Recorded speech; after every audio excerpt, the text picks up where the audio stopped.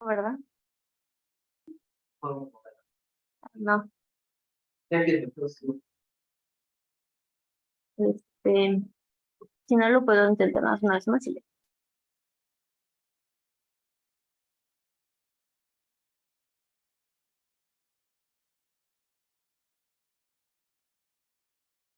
No, está igual, ¿verdad?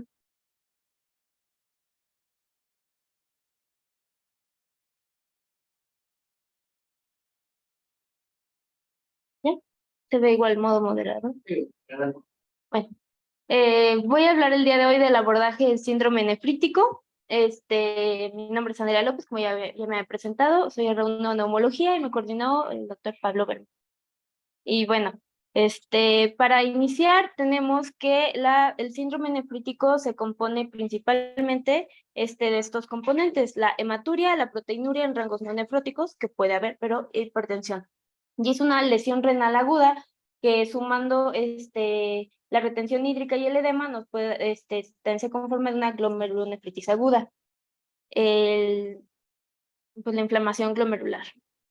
La glomerulonefritis, pues, se caracteriza o tiene de componentes la lesión glomerular y proliferación celular. Una clasificación muy general, que ahorita voy a hablar de otra, es que puede estar inmunomediada o pausinmune, o sea, de acuerdo a los anticuerpos, si tiene o no tiene. Y pues claramente el tratamiento va dirigido a la inflamación que media la lesión glomerular y las manifestaciones clínicas. Y bueno, de dato importante, la progresión de aguda crónica en adultos es hasta el 30%. Y bueno, como dato pivote o clave en esta enfermedad es la inflamación. La glomerulonefritis pues, se refiere a un grupo raro de enfermedades que pues, resultan de la inflamación glomerular. Afecta a todos tipos de personas, a todas las edades, y es el 20% o hasta el 30%, como comentamos, de los casos de enfermedad renal crónica. Es pues muy importante sospechar e identificarla para preservar e identificar y tratar para mantener una función renal adecuada. Entonces, bueno, ¿qué es lo más importante aquí? Como ya habíamos hablado en una clase pasada, pues aquí nos vamos a enfocar mucho en la anatomía y en la fisiología de esta parte, ay, no sé si de esta parte de aquí, que es el glomérulo capilar, las células endoteliales, la membrana basal glomerular, que es esta azulita de aquí, los podocitos y el proceso en hendidura, que es esta parte de aquí. A partir de aquí se va a dar todo lo que vamos a ver, lo que nos va a desencadenar, lo básico en este síndrome. Entonces, pues vamos a hablar un poquito de fisiopatología y posteriormente les voy a comentar un poquito cómo se dan las manifestaciones clínicas. Bueno, pues, glomérulos es una colección de capilares que su función pues, es filtrar la sangre para producir orina. La red capilar se mantiene unida por unas células mesenquimatosas, que son las células mesenquiales, que son estas de aquí, y una matriz que va a controlar la tensión capilar. Las partes del filtrado glomerular pasan del mesangio y aquí, bueno, ya posteriormente voy a hablar un poquito más, es donde se pueden estancar. En este caso, cuando es mediada por antígenos o inmunoglobulinas, se pueden estancar aquí. Hay más lugares donde se pueden estancar, pero pues es una parte donde se pueden quedar.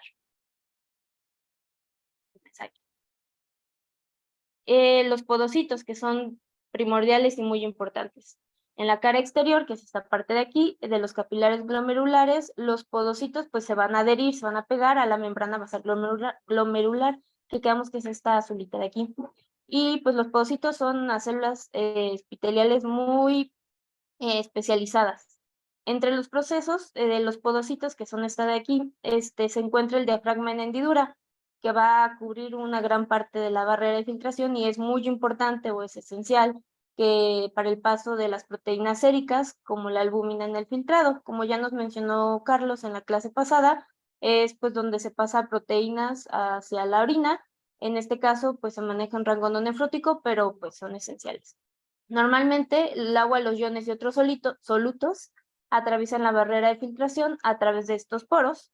Y bueno, cuando hay un proceso de inflamación en el glomérulo, típicamente o generalmente hay una alteración en esta función de la barrera, lo que provoca pues una fuga. tanto de proteínas como de células sanguíneas en este caso. Bueno, podocitos. Y bueno, aquí lo puse un poquito más grande. Este sería la membrana basal glomerular. Estos serían los podocitos, pues sí, las células y el diafragma en hendidura. Y bueno, fisiopatológicamente y hablando un poquito, pues vamos a enfocarnos al capilar. Tenemos que aquí en el capilar pues está el vasito y estas son las células del endotelio.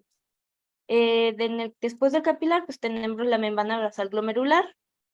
Después, posteriormente, pues los podocitos, un poquito dibujados, pero bueno.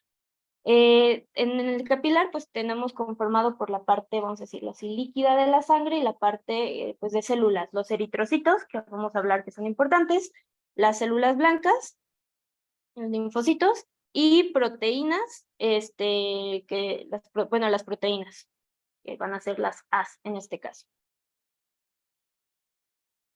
Entonces, ¿qué sucede cuando hay algún proceso aquí que nos va a alterar la membrana basal glomerular, que es generalmente lo que se nos afecta en esta enfermedad? Pues va a haber incrementos, se van a ensanchar las células endoteliales, no sé si se vio, pero se va a hacer más grande y va a aumentarse este espacio, por el cual va a facilitar el paso de la albúmina, de las proteínas séricas y también, me voy por partes. Se sale la albúmina, ¿qué sucede? Se disminuye la presión oncótica. ¿Qué sucede? Pues eventualmente pues hay lema por partes. Luego también, ¿qué nos puede suceder? Pues que los glóbulos rojos también de manera natural no se salen, pero al incrementarse este espacio y al aplanarse esta parte, se van a poder salir también más fácilmente. Entonces hay fuga de eritrocitos clásicamente, nos lo menciona que son hematuria microscópica, generalmente no dolorosa, pero bueno, también más adelante lo voy a comentar, pero al pasar por esta parte, característicamente pueden tener formas tubulares, pues porque al pasar se apachurran y tienen forma de túbulos. Entonces, pues hay hematuria. Entonces ya tenemos los datos, algunos de los datos pivotes. También pues hay inflamación, clásicamente, ya sea por, una de las clasificaciones que sea post-estreptocóxica o por depósito de complejos inmunes.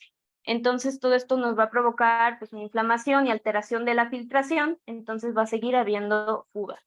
Que esto nos va a producir pues una disminución de la, bueno, me adelanté. Los podocitos también, aparte de esto, se aplanan, se alargan, se van perdiendo la conexión.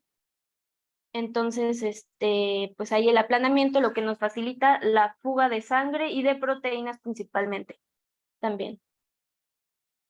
En esta imagen de microscopía electrónica me decía que es esta parte de aquí, que se aplana el podocito, se hace todo larguito y pues se pierde la morfología normal.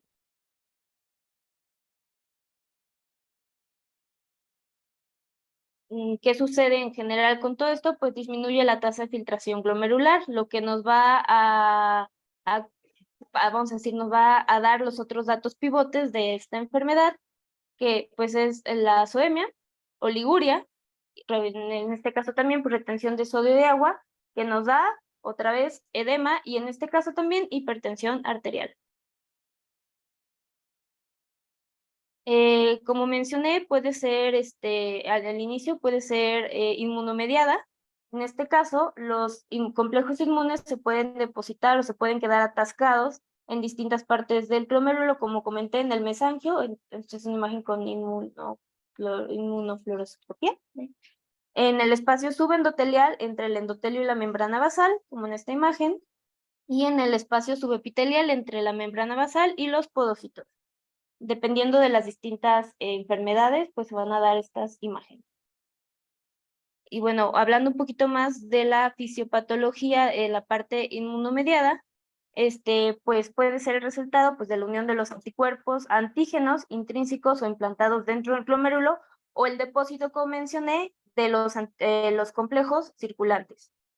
La localización pues depende de la carga del inmunocomplejo, del tamaño del inmunocomplejo y pues, ¿qué sucede? Estos depósitos pues dan secuelas inflamatorias debido pues al estrecho contacto, como vimos, entre los capilares, lo que nos va a conducir a un mayor acceso a los leucocitos, como vimos también pues están en contacto con los leucocitos. Entonces, estos complejos inmunes van a activar el complemento, se van a inducir la infiltración de leucocitos a los glomérulos que van a producir pues, los radicales libres, proteasas, que nos van a producir una degradación y daño celular. La inflamación pues, va a persistir, como mencioné, es parte importante, hasta que los complejos inmunes son degradados por la infiltración de los leucocitos, las células mesangiales y las proteasas endógenas. La respuesta pues también nos va a producir una lesión vascular, no solo en la membrana, con agregación plaquetaria, activación de los factores, lo que nos conduce al depósito de fibrina. Y pues los glomérulos van a responder a esta agresión, a esta situación, con hipercelularidad, clásicamente formación de medias lunas, un engrosamiento de la membrana basal y pues esclerosis. La resolución generalmente se da cuando el antígeno desencadenante pues, es de corta duración, pero pues, puede ser algo crónico y la inflamación puede persistir durante muchos periodos, lo que nos va a llevar a ciclos, podemos decir un círculo vicioso de repetidos de la lesión, resolución, lesión, resolución y una glomerulonefritis proliferativa crónica. Entonces ya platicando esto, ¿cuáles son los datos pues, pivotes que vamos a ver en esta parte? Pues la proteinuria, generalmente en rango no nefrótico, que puede existir proteínas más de 3 gramos en 24 horas, pero no es lo clásico. El edema, la hipertensión, la azoemia y clásicamente la hematuria. Entonces ya más o menos expliqué por qué se da cada uno de estas, pues de estas características y manifestaciones clínicas. La presentación generalmente es súbita y no súbita, y dependiendo de la etiología que vamos a ver, clasificar si es primaria o secundaria, pues puede estar acompañada de otros síntomas. Y bueno, otra pequeña imagen donde podemos ver los procesos de los podocitos dentro del túbulo y como ya había mencionado esta parte de aquí. Y bueno, hablando un poquito de la hematuria, así se ven los cilindros. Y bueno, como mencioné, la lesión inflamatoria del glomérulo nos va a producir un adelgazamiento de la membrana, la formación de unos pequeños poritos de hoyitos, donde van a permitir que se fugue, que se pasen los glóbulos rojos y las proteínas. La hematuria puede ser macroscópicamente evidente o microscópicamente, y pues son glóbulos rojos dismórficos con cilindros en el microscopio que se pueden observar en la orina. La lesión inflamatoria del glomérulo pues da como resultado una disminución de la filtración glomerular, lo que como ya comenté conduce a azoemia, la retención de agua de sodio, que nos da el edema, la hipertensión y la sobrecarga de volumen. Entonces básicamente esto es lo que sucede. De manera muy general, pues el tratamiento son medidas farmacológicas o no farmacológicas dependiendo de la causa de esta lesión. Y bueno, generalmente la terapia, el tratamiento se va a dirigir a la inflamación mediada y a las manifestaciones clínicas. Como puede ser secundaria a una enfermedad sistémica, como ahorita vamos a mencionar, como una infección o una enfermedad autoinmune generalmente, pues también se va a dar el tratamiento adecuado a esta causa subyacente. Entonces, bueno, el pronóstico, de todo este pronóstico, pues depende de la enfermedad causante, en qué momento se diagnosticó, la gravedad con la que se está diagnosticando y la edad de presentación. Nos menciona este artículo en el que me dice que los casos esporádicos de la glomerulonefritis aguda progresan a crónica como ya mencionaste, el 30% en adultos y en niños es un poco menos progresiva, hasta el 10%. Esta enfermedad es causante del 16% de los casos de enfermedad renal en etapa terminal y pues una de las principales causas de enfermedad renal crónica en niños y adolescentes. Aunque la recurrencia no es muy común y es más común, o sea, se da un poquito más en adultos que en niños, pues nos da pues el pronóstico. Y estos datos se asocian con peores resultados, pues la proteinuria en rango nefrótico que pues, implica más daño, una creatinina sérica elevada y pues la hipertensión. Y bueno, para que no se me duerman, ¿cómo lo vamos a clasificar de manera general? Pues las glomerulonefritis pueden ser primarias o secundarias, que es lo que vamos a identificar. Generalmente pueden ser postinfecciosas, ya sea estreptocócicas o no estreptocócicas, o nos mencionaban rápidamente progresivas, que pueden ser mediadas por anticuerpos de la membrana basal glomerular, causada por el depósito de los complejos o por otros pausa inmunitaria con depósitos de ALCA. En las secundarias, pues es en las que vamos a identificar por enfermedades sistémicas, que ya hemos hablado y ya hemos conocido. Les voy a platicar un poco de algunas de ellas, muy general, porque son temas específicos de cada una, el lupus, la polivasculitis y vasculitis. Y estas son de las que les voy a hablar de manera muy general y muy rápidamente, pues relacionadas con esta enfermedad, que es la relacionada a las infecciones por depósito de IgA, por lupus, las membranoproliferativas y algunas vasculitis. Y básicamente me basé en esta tablita, ahorita se las voy a desglosar y se las voy a poner más separada, que una tablita no nos perdemos, entonces son estas. Y bueno, basado por infecciones, tenemos el clásico, el primero, el más común, el estreptococo. Es desencadenada pues por este antígeno infeccioso. El más común es bacterianas, pero también puede ser por procesos virales o incluso parasitarios. Generalmente, bueno, actualmente se da en niños de países subdesarrollados y en países más desarrollados no se ve tanto en niños, sino en ancianos con un poco, sí, de descuido. Pueden ocurrir en infecciones subagudas o crónicas con una exposición al antígeno bacteriano muy prolongado, con donde nos da una mayor oportunidad a que se estén formando estos complejos inmunes que van a estar afectando la barrera de filtración. Los complejos inmunes se depositan en los glomérulos y nos van a activar el complemento, como les mencioné en una diapositiva pasada. Y bueno, la histopatología nos va a revelar estos glomérulos muy agrandados, con muchas células, con los capilares todos apachurrados, con edema, los cilindros de glóbulos rojos que les mencioné y la formación de medias lunas en algunos casos graves. En la inmunofluorescencia, que es en la imagen que les puse anteriormente a la verdecita, pues hay depósitos granulares de los IgG, IgM y el C3 en el mesangio y a lo largo de toda la membrana basal glomerular, que si recuerdan la imagen es lo que rodea, ¿no? Y el espectro clínico pues es muy variable, dependiendo de la edad de presentación y pues el tiempo en el que esté afectando esta enfermedad.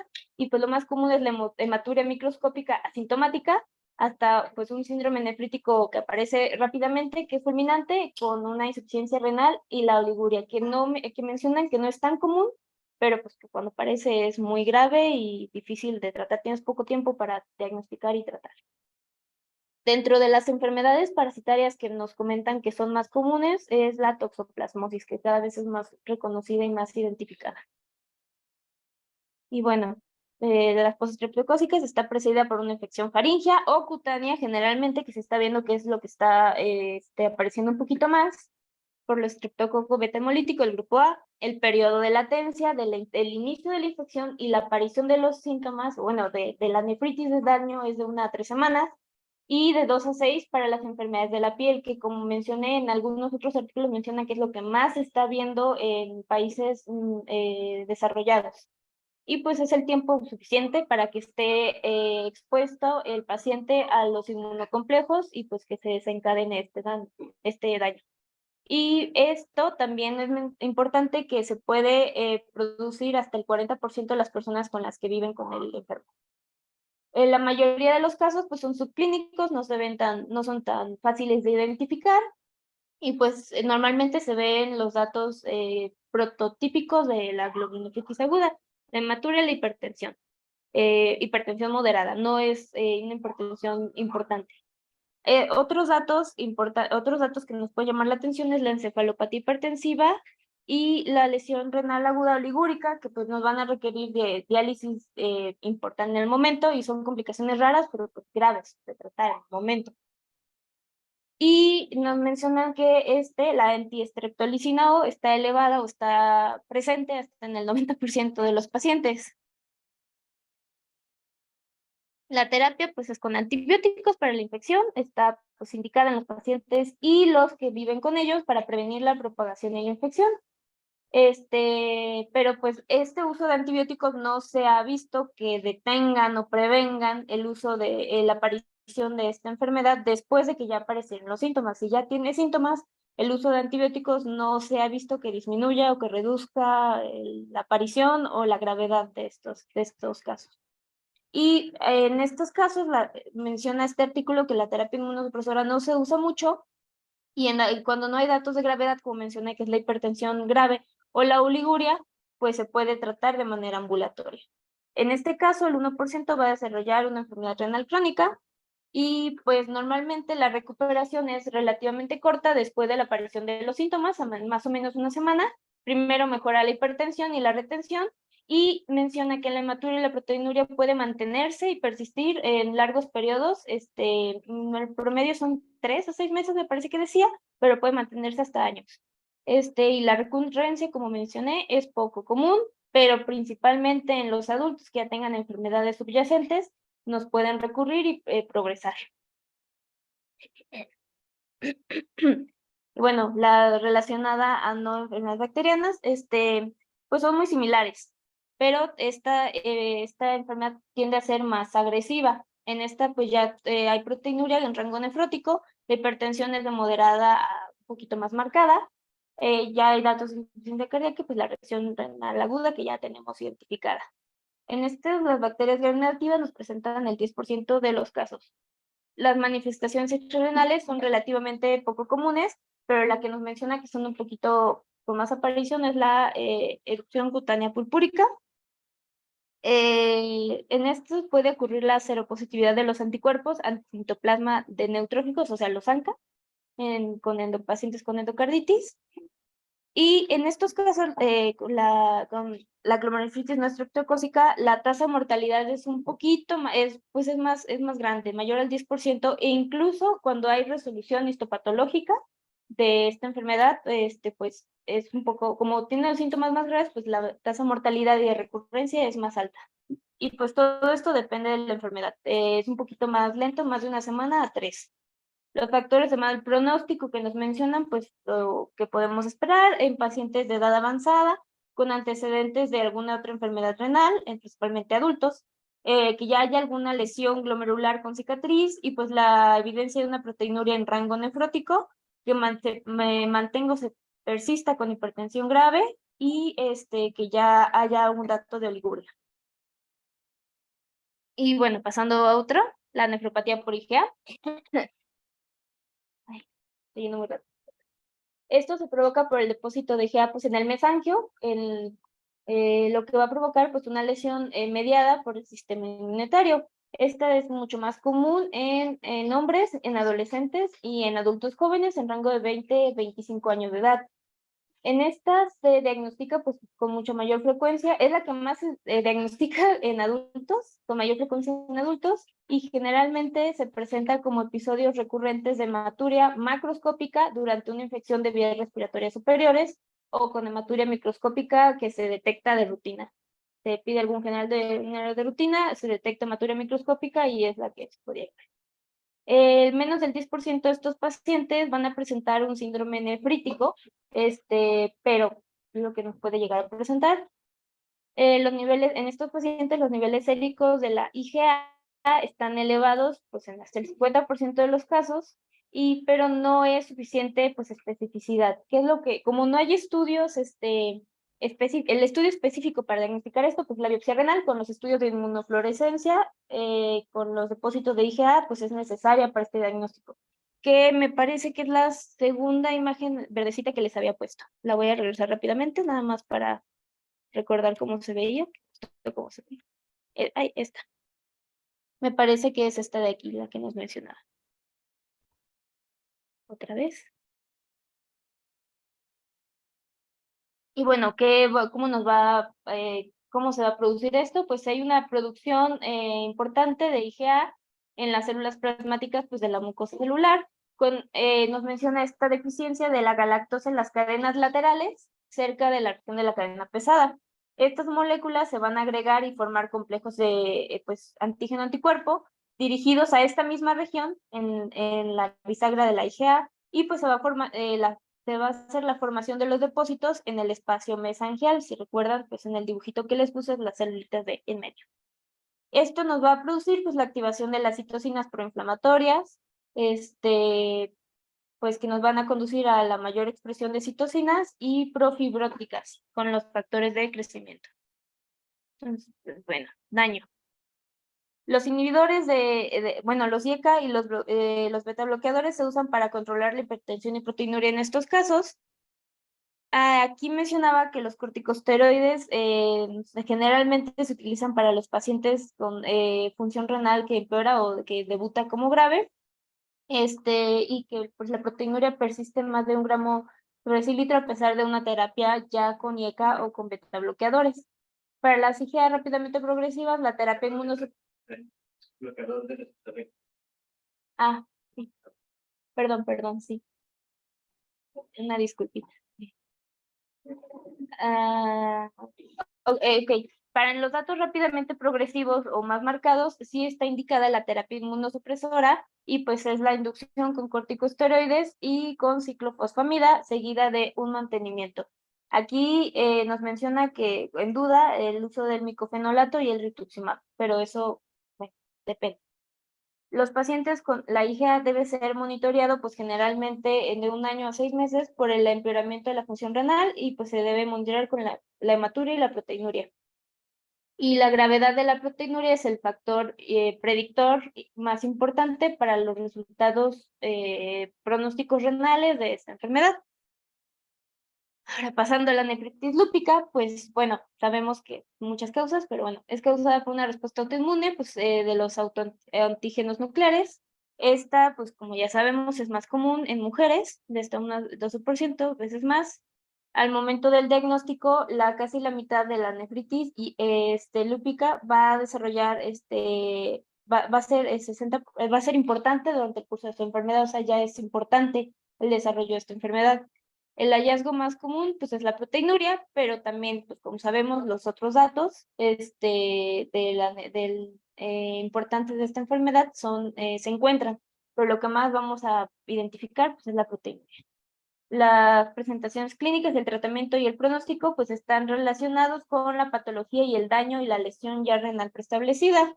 Y, pues, generalmente todos los pacientes con diagnóstico de lupus se está haciendo no sé si decirlo cribado, pero generalmente se están buscando datos en busca de daño renal con la detección de orina. Normalmente si se ve que es anormal, se va ya directamente a histopatología para confirmar el diagnóstico. Si hay algún dato que nos debute con esto, pues también se va a biopsia. Y bueno, ya sabemos que la nefritis lúpica se van a dividir en 6 clases de acuerdo a las correlaciones clínico-patológicas. De manera muy general, lo que sucede pues, es que existen diversos factores ambientales, hormonales, ambientales, genéticos, todo, ya había dicho genético. Bueno, que influyen en la pérdida de esta autotolerancia, lo que nos va a llevar a la activación inespecífica de las células B, en la producción de anticuerpos policlonales, lo que nos va a permitir pues, que se formen los complejos inmunitarios. Los depósitos de los inmunos complejos en las áreas de la membrana basal glomerular, la parte subendotelial, el mesangio y la parte subepitelial nos van a conducir pues, a una respuesta inmunitaria innata muy aumentada, pues caracterizada por la activación del complemento y la infiltración de leucocitos. Esto pues nos va a dar un daño resultante, pues un resultado, un daño al parénquima, pues que desencadena la respuesta de la curación que va a exacerbar aún más la lesión renal. Y de manera muy general, pues muy corta, la nefritis lúpica clase 1 o comúnmente conocida como mesangial mínima, y la tipo 2 que es conocida como la proliferativa mesangial. En estos casos, pues hay enfermedad renal con proteinuria mínima, hematuria microscópica, segmento urinario inactivo y creatinina sérica normal, no está tan desencadenado. Estos pues rara vez se diagnostican porque generalmente no nos dan manifestaciones, no se requiere tratamiento inmunosupresor porque generalmente tienen un curso benigno a mediano y largo plazo. Pero bueno, en pacientes en clase 2 tienen ya una proteinuria más aumentada, pues se recomienda ya el uso de glucocorticoides o los inhibidores de la calcineurina. Clase 3 y clase 4, la focal y la difusa, pues suelen tener niveles bajos del complemento y títulos altos de los anticuerpos. Las pacientes con los clase 3 tienen hipertensión, hematuria con sedimento, activo, la proteinuria que puede ser muy variable, de rango nefrítico a nefrótico, y pues la creatina sérica elevada. La clase 4, el patrón histológico es el patrón histológico más común y la forma pues más grave. Prácticamente todos los pacientes de la clase 4 pues tienen los datos clásicos, la hematuria y la proteinuria. También pues la disfunción renal es muy común, con todos los datos que nos dan el síndrome nefrítico, edema e hipertensión. La biopsia temprana pues es básica y importante porque nos van a dar el diagnóstico y el tratamiento adecuado a tiempo para mejorar el pronóstico de estos pacientes. Pero incluso con el tratamiento, pues una cuarta parte de los pacientes van a tener progresión a empeoramiento, y a los 10 años, pues el 20% va a requerir diálisis o trasplante. Y bueno, los casos de la clase 3 o clase 4 ya requieren pues, tratamiento inmunosupresor, claramente, y pues suele consistir en 6 meses de corticosteroide o con micofenolato, que pues en este artículo menciona que tiene una eficacia similar para la remisión. La clase 4, la membranosa, pues se presenta con un síndrome nefrótico que ya vimos, y pues algunos pacientes también pueden tener hematuria microscópica y la hipertensión y la disfunción renal. Puede tener de las dos. Este se asocia generalmente con un buen pronóstico y se maneja sin terapia inmunosupresora. Los pacientes con un empeoramiento de la función renal o proteinuria en el rango nefrótico, pues sí se usa sí se da los corticosteroides y un agente inmunosupresor adicional. El pilar pues, de esta terapia es el manejo de la hipertensión, el edema y la proteinuria, y pues se utilizan de primera línea los medicamentos que ya hemos mencionado. Esto pues también dependiendo de las otras comorbilidades y de los pacientes, cómo se presentan. Y la clase 6, la esclerosante basada, pues es resultado ya de una lesión, ya de larga duración. Estos pacientes suelen tener una disfunción renal pues muy progresiva, que va pues mucho tiempo, lentamente o rápidamente, pues con proteinuria y sedimento urinario que no son importantes. La clase 6 no se da un tratamiento muy agresivo, que aunque aquí hay algo de discrepancia, porque el pronóstico renal pues ya es malo, ya hay un daño renal marcado. El manejo pues se enfoca a terapias para retrasar la progresión de la enfermedad renal. Todo esto, pues, se diagnostica, lo ideal es que se diagnostique, pues, con una biopsia.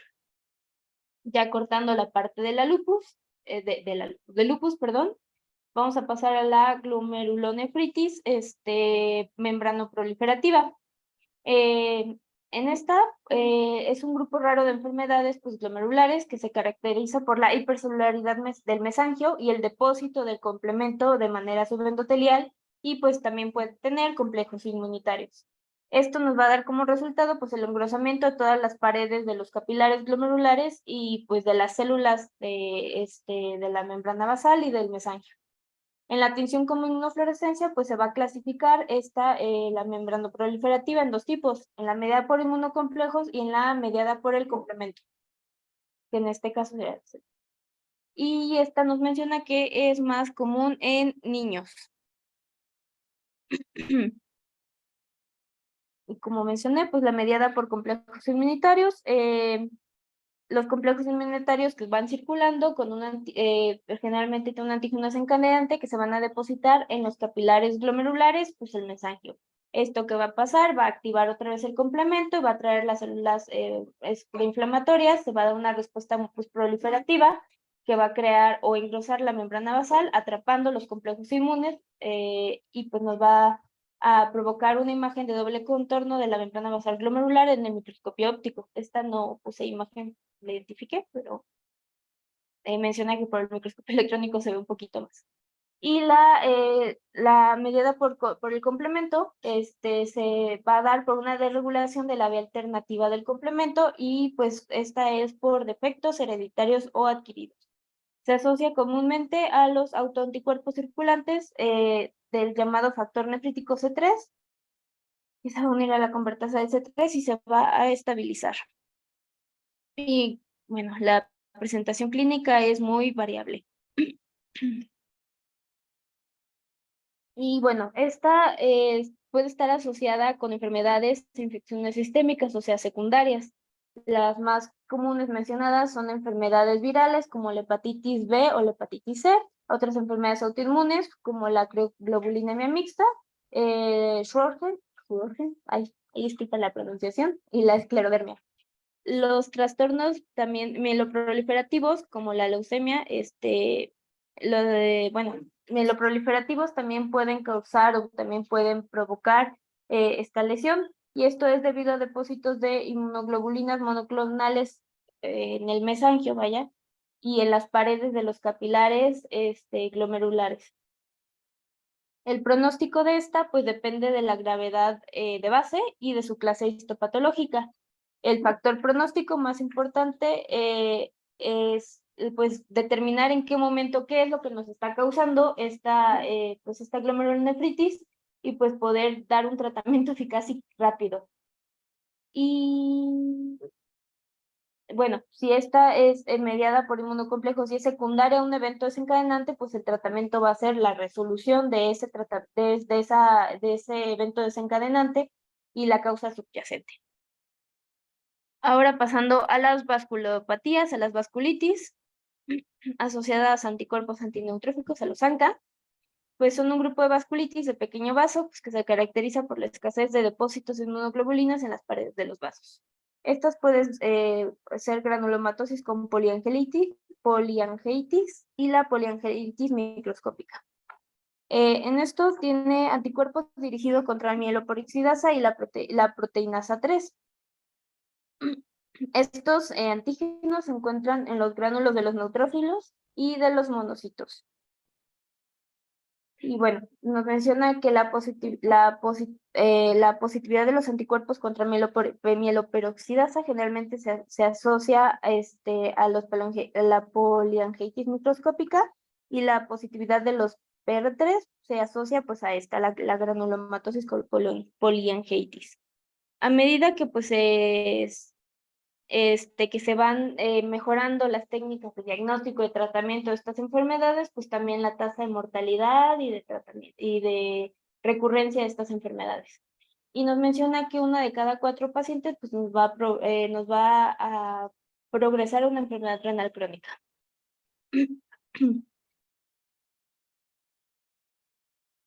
Y la patogénesis es multifactorial, con pues una interacción entre todos los factores externos e internos del sistema inmunitario innato y adaptativo. De manera muy general, durante la muerte celular, el ADN y las proteínas citoplasmáticas se van a expulsar al espacio extracelular. Esto va a activar el sistema inmunitario. Los neutrófilos activados por los ANCAs van a penetrar las paredes de los vasos, nos van a activar el complemento, se va a activar la cascada de la coagulación, lo que nos va a producir pues la necrosis, la fibrina y semiluminas glomerulares. Y bueno, como resultado, inflamación aguda y la necrosis. Y estos eventualmente van a ser reemplazadas por el colágeno, que nos va a producir esclerosis. Y bueno, estas vasculitis con manifestaciones difusas van a afectar generalmente el sistema tegumentario, el pulmón, el sistema nervioso y pues el sistema renal. Los síntomas constitucionales pues pueden preceder a la afectación de los órganos, o sea, pueden aparecer por semanas o meses. Nos menciona que pues hay anomalías del oído, nariz y garganta, que en este caso son costras nasales, úlceras o sinusitis, son muy comunes.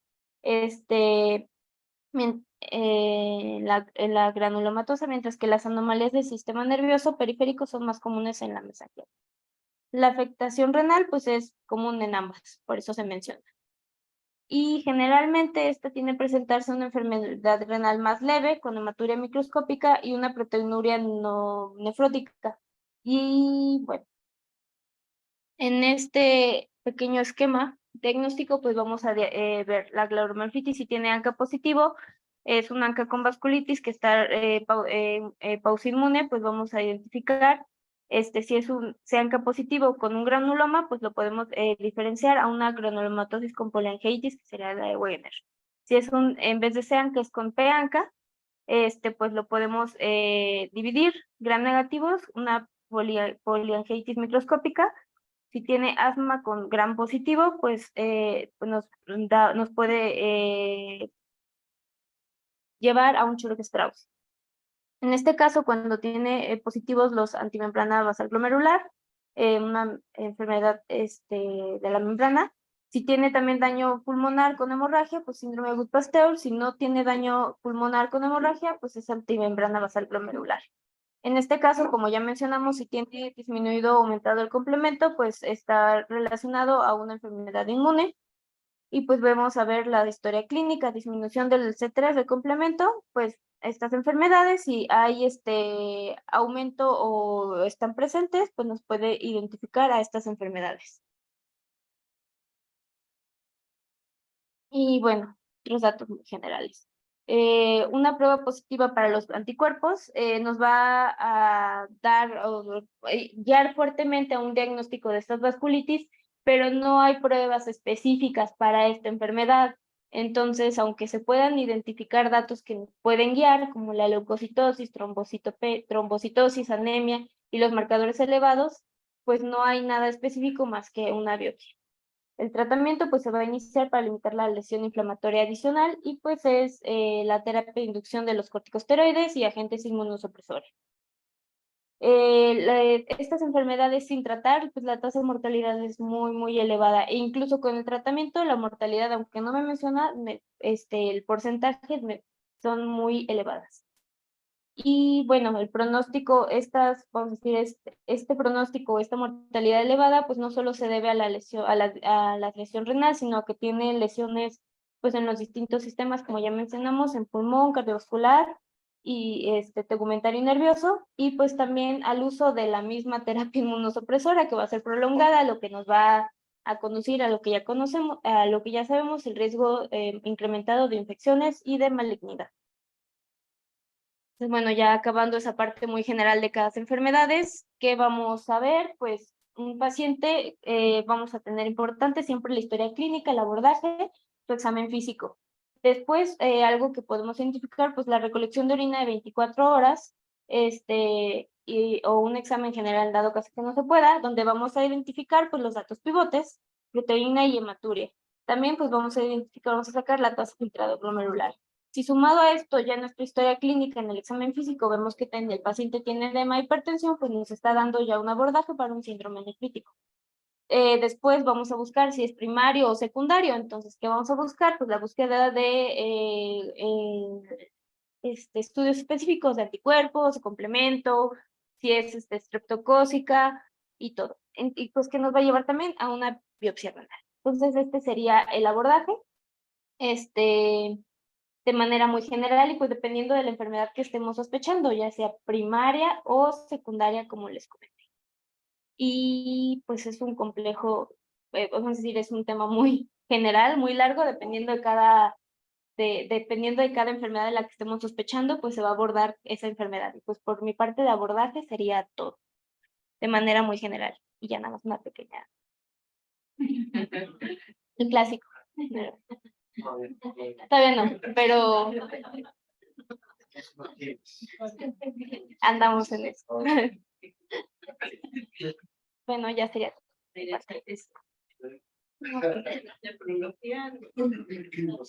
La pelea general.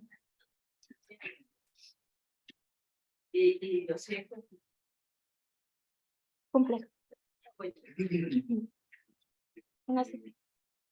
Pues el síndrome nefrítico tiene que, de entrada, saber el síndrome. La definición del síndrome nefrítico no está basada por el deterioro ni el edema, ni la hipertensión. Realmente, ese es el gran problema, porque muchas veces se infradiagnostica el problema, porque lo encasillan en el grupo clásico del paciente, que son más conscientes de gluten. En realidad, el síndrome nefrítico se define por la hematuria. Puede tener un paciente con hematuria sin deterioro de la función renal o un deterioro muy discreto, sin hipertensión, sin edema y tener el síndrome nefrítico. es muy importante y casi en la literatura no colocan los cuadros clásicos, ¿no? Entonces, tenemos pues que definir como establece la madurez glomerular es cuando tú realizas el microscopio, ya sea por forma compensada o por un segmento, dirigidamente en un campo de alto poder que encuentres más de 5 eritrocitos. De todos los eritrocitos que llegues a ver, generalmente no es límite, una cantidad mucho más alta, 5 eritrocitos, por lo menos la mitad de esos eritrocitos sean dismórficos, ¿verdad? ¿Y a qué se refiere la dismorfia? Bueno, digamos que la membrana sufre varios cambios. Lo más clásico es que le salen como chipotes, ¿no? Y entonces, cuando salen los chipotitos muy pegados, parece, o es una imagen como de un trocito y sus orejitas, ¿no? Entonces, esa lesión o ese subtipo de eritrocito dismórfico se llama acantocito. Generalmente esa es una pregunta que yo se lo consejo por ahí. Bien, perdón. ¿Qué porcentaje de la dismorfia puede ser acantocíticos y ser tomado como patognomónico en un síndrome crítico el 5% acá, ¿no? Ya tenemos 3 puntos. Primero, que tengan más de 5%. Segundo, que la mitad sean dismórficos. Tercero, que sean 5% o más de acantocíticos liquidados. Y el cuarto, al menos un cilindro eritrocitado. Si tú tienes un cilindro de eritrocitos, prácticamente es patognomónico igual de una lesión glomerular o un síndrome crítico. Entonces, son esos los 4 criterios que se establecen. Si tú cumples con eso, el paciente tiene una discreta disfunción del riñón, pero ya prácticamente está con el diagnóstico. No sobredimensionen sobre la función renal por la hipertensión del edema. Esos 3 síntomas son complicaciones del fenómeno que se va dando. Por eso yo les comentaba en el del síndrome nefrótico. No hay síndrome nefrótico incompleto, esa terminología no lo usarla. O sea, no es que sea completo, o es, o no, es dicotómico, no es parcial. O eso no es. Síndrome nefrótico se define por la proteína más de 5 de hipoalbuminemia, punto. El paciente no tiene edema y cumple esos criterios, tiene síndrome. El paciente no tiene dislipidemia, pero tiene esos otros criterios, tiene síndrome nefrótico. El paciente no tiene edema, pero tiene proteinuria más de 3.5 y hipoalbuminemia, tiene síndrome nefrótico, punto. No tiene hipoalbuminemia, tiene proteinuria de 5 gramos, no tiene síndrome nefrótico. No es de que sea incompleto, simplemente no tiene síndrome nefrótico. Y eso se le cataloga como proteinuria nefrótica. ¿Perdón?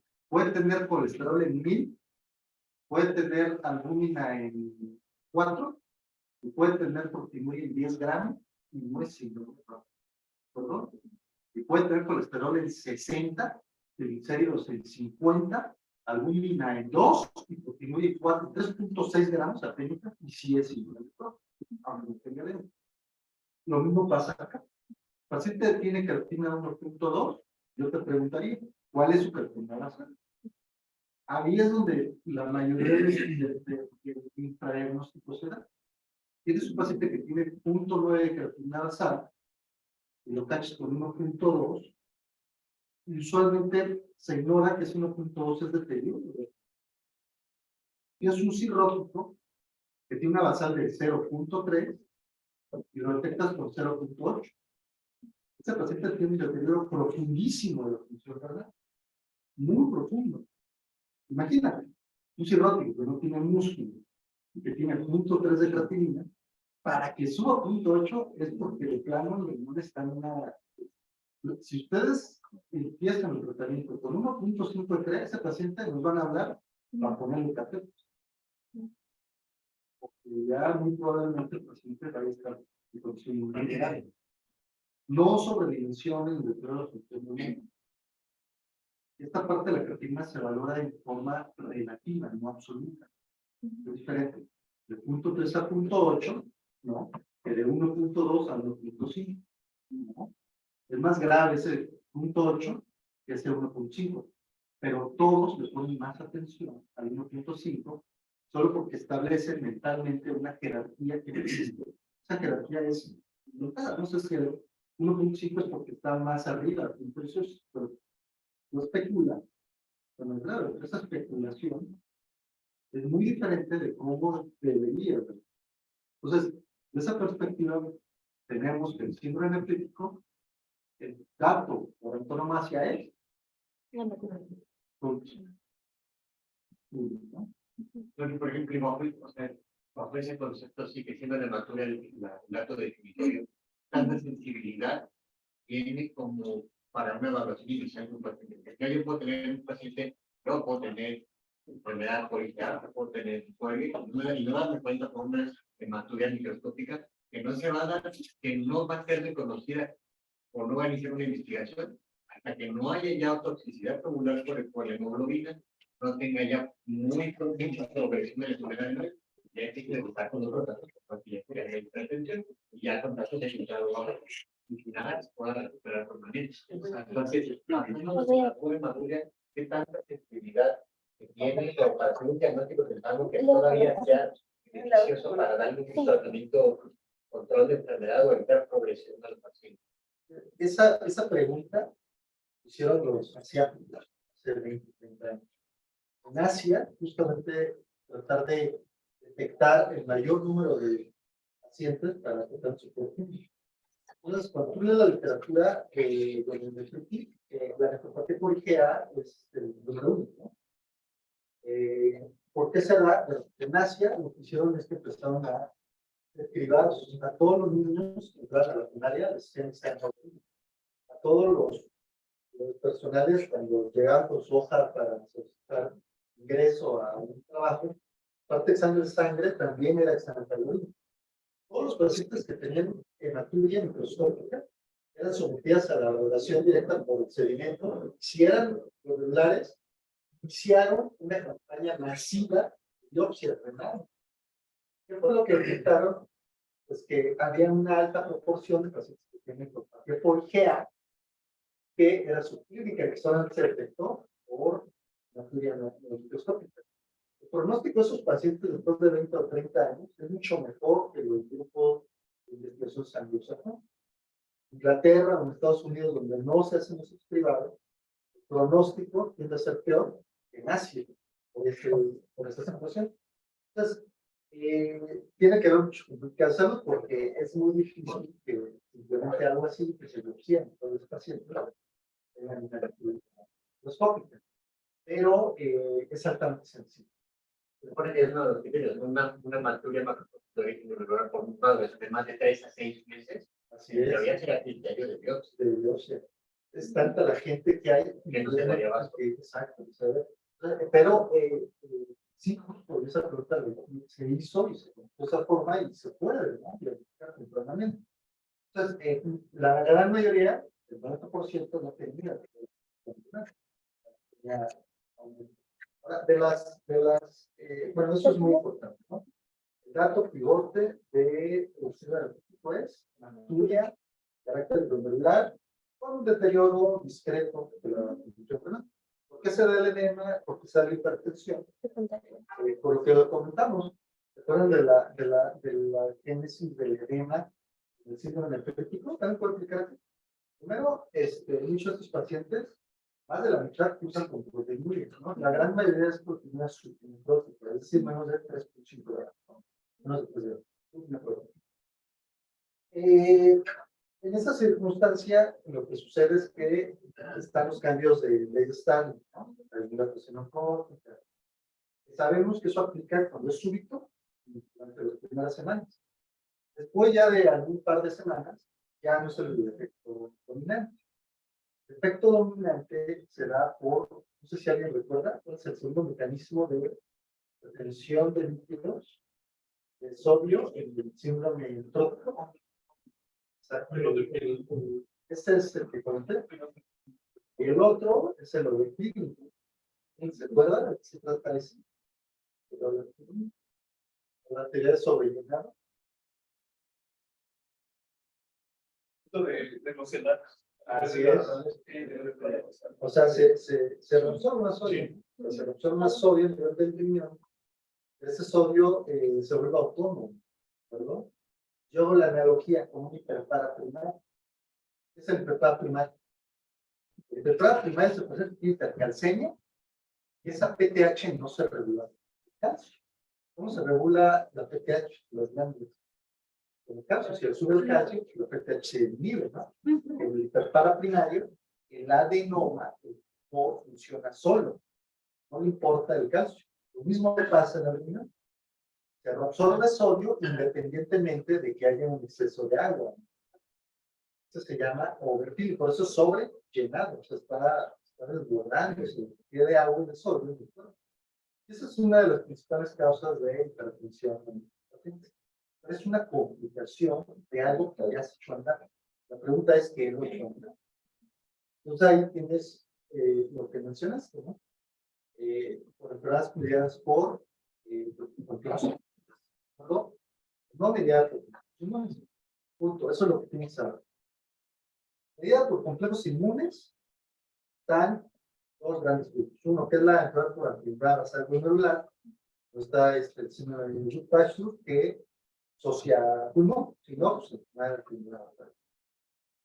Esa enfermedad se caracteriza porque provocan un depósito lineal en todos los sitios, ¿no? Produce un síndrome pulmón-riñón. Nada más, así como en términos generales, estas dos, tanto la enfermedad por complejos inmunes como la no generada por complejos inmunes, las dos pueden causar pulmón-riñón.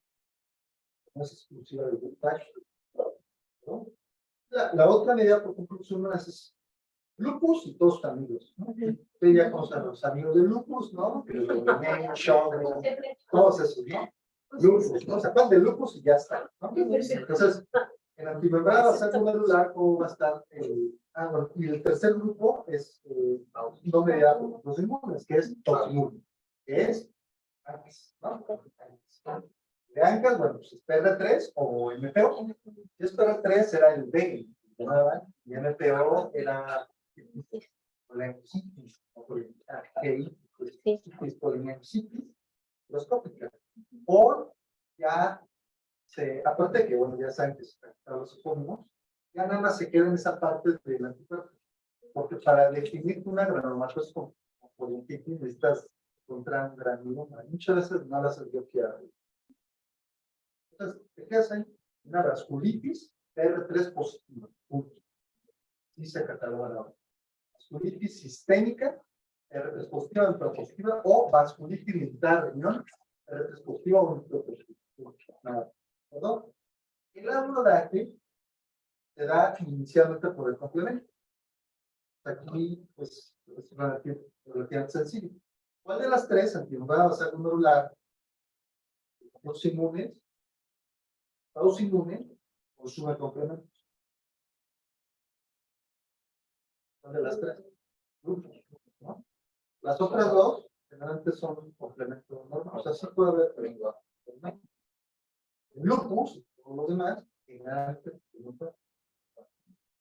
Ustedes tienen eso, ya tienen más de la mitad del protocolo ya avanzado, ¿no?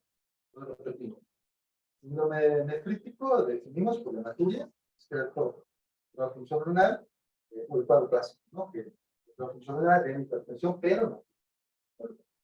Después, tenemos complementos.